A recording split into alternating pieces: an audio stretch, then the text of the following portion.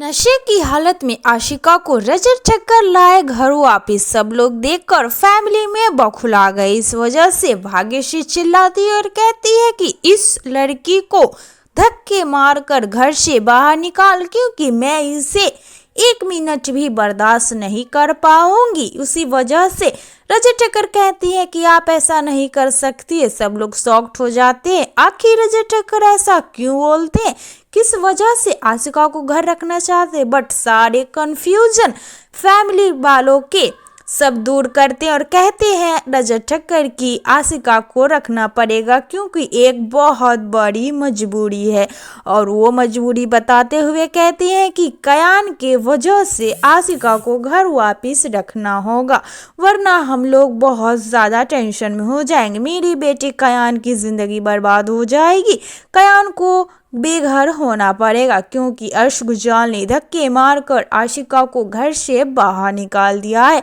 और देखते हैं कितनी बड़े अच्छे से रजत ठक्कर आशिका को कयान के वजह से इज्जत भरी राशि आशिका को घर रख लेते हैं। और देखते हैं किस तरीके से रजत ठक्कर सबको जवाब देते हैं आशिका के लिए।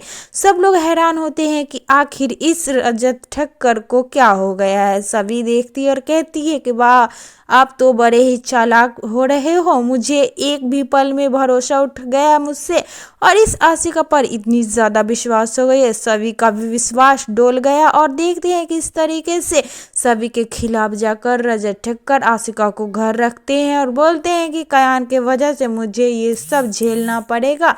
सब लोग हो जाते हैं रेडी और देखते हैं कि इस तरीके से सब लोग के बीच में आशिका होती है।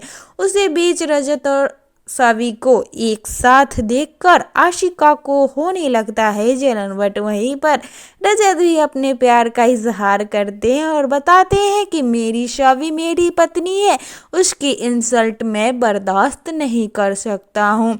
और आशिका को जवाब देते हैं, क्योंकि आशिका रजत ठक्कर और सभी के बीच में फूट डालने की भी कोशिश करती है।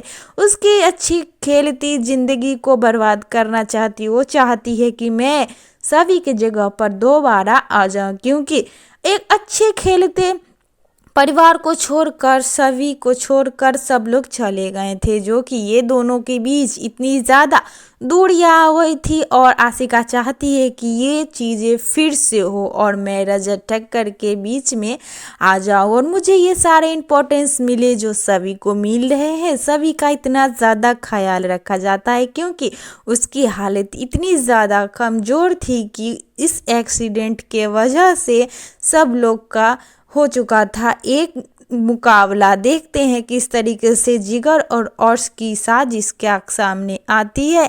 और आशिका कहती है कि मेरे बेटे कयान के लिए मुझे तो ये सब करना ही होगा। अपने बेटे कयान को भड़काती है और कहती है कि तू अपने पापा को बोल ये सब करने के लिए, और कयान से वो सब चीज़ें करवाती है जो वो चाहती है। और देखते हैं उसका सपना पूरा होता है या फिर कुछ हंगामा होगा।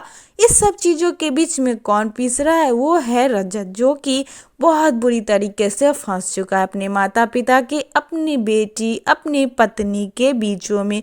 और ये सब चीज़ों को समझे ना जाने की वजह से रजत ठक्कर डिप्रेशन में चले जाएंगे।